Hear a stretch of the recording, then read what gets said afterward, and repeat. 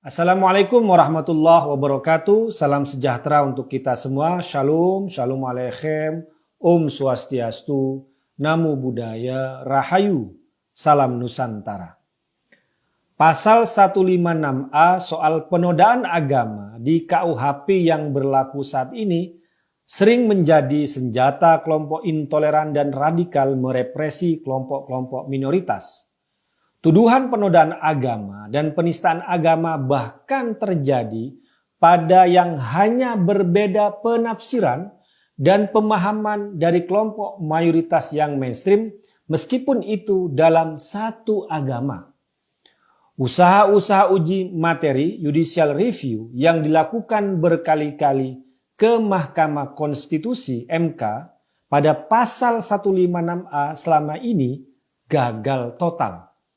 Bahkan salah seorang penggugatnya adalah Gus Dur, Kiai Haji Abdurrahman Wahid, yang menggugat keberadaan 156A. Selama ini pasal 156A sering disalahgunakan dan menjadi senjata kelompok-kelompok intoleran dan radikal yang telah membawa korban-korban tak bersalah masuk ke dalam penjara. Mereka dipenjara karena keyakinan dan kepercayaannya.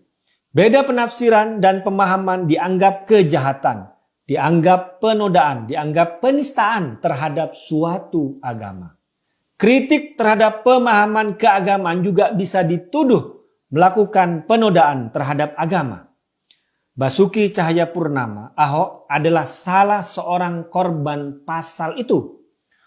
Ucapannya yang bertujuan sebagai kritik terhadap politisasi agama, kelompok yang sering memakai Al-Maidah 51 sebagai kedok politisasi agama yang busuk, justru dia didakwa dan divonis dengan pasal penodaan agama. Nah, dalam Undang-Undang KUHP yang baru, pasal penodaan agama itu tidak ada lagi. Yang ada adalah bab tentang tindak pidana terhadap agama, kepercayaan, dan kehidupan beragama dan kepercayaan. Tidak ada lagi istilah penodaan agama, apalagi penistaan agama. Yang dimaksud dengan tindak pidana terhadap agama kepercayaan adalah seperti yang tertulis di pasal 300 dalam Undang-Undang KUHP yang baru. Pertama, maksudnya adalah melakukan perbuatan yang bersifat permusuhan. Kedua, menyatakan kebencian atau permusuhan, atau yang ketiga, menghasut atau melakukan permusuhan, kekerasan atau diskriminasi terhadap agama, kepercayaan orang lain, golongan atau kelompok atas dasar agama atau kepercayaan di Indonesia. Jadi inti ancaman pidana di pasal itu pada soal permusuhan, kebencian, kekerasan, diskriminasi. Tindakan-tindakan tersebut memang sudah jelas merupakan kejahatan. Permusuhan, kebencian, kekerasan, diskriminasi adalah kejahatan. Tetapi kalau di KUHP sekarang yang masih berlaku ini ada istilah penodaan agama. Istilah yang karet, yang bisa melar dan kemana-mana penafsirannya. Kalau ada kelompok agama yang tidak suka dengan kelompok yang lain meskipun masih dalam satu agama, hanya karena beda penafsiran dan pemahaman, maka yang tidak suka akan menyerang kelompok lain itu dengan tuduhan penodaan agama. Pasal 156A dalam KUHP sekarang selama ini telah ikut menyuburkan intoleransi dan konflik dalam kehidupan beragama di Indonesia. Pasal itu pula telah menjadi senjata politik bagi kelompok politisasi agama untuk membungkam dan menyerang kelompok yang lain. Dalam pasal 302 dalam Undang-Undang KUHP yang baru juga disebutkan kalau ada yang menghasut dengan maksud agar seseorang tidak beragama atau kepercayaan yang dianut di Indonesia atau dengan kekerasan atau ancaman kekerasan memaksa seorang untuk tidak beragama atau kepercayaan atau berpindah agama atau kepercayaan akan dipidana. Poinnya adalah ancaman pidana itu pada tindakan penghasutan, kekerasan, dan ancaman kekerasan. Tujuannya untuk melindungi orang yang memeluk agama atau suatu kepercayaan.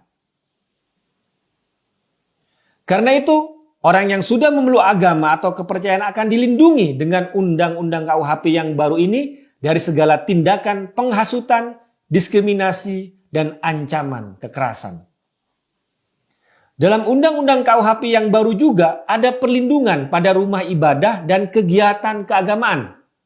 Dalam pasal 303 disebutkan, kalau ada orang yang membuat gaduh di dekat tempat untuk menjalankan ibadah pada waktu ibadah sedang berlangsung, atau orang yang mengganggu, merintangi atau membubarkan pertemuan keagamaan atau kepercayaan, atau ada orang yang dengan kekerasan atau ancaman kekerasan mengganggu, merintangi atau membubarkan orang yang sedang melaksanakan ibadah atau upacara keagamaan atau kepercayaan, akan ada ancaman hukumannya.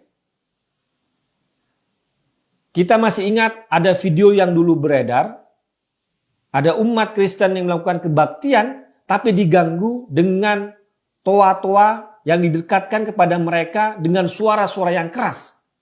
Nah, ini kalau terjadi setelah undang-undang KUHP baru ini diresmikan, maka orang-orang itu akan kena pasal pidananya. Nah, menurut saya pasal-pasal soal tindak pidana pada agama dalam undang-undang KUHP yang baru ini sudah tepat.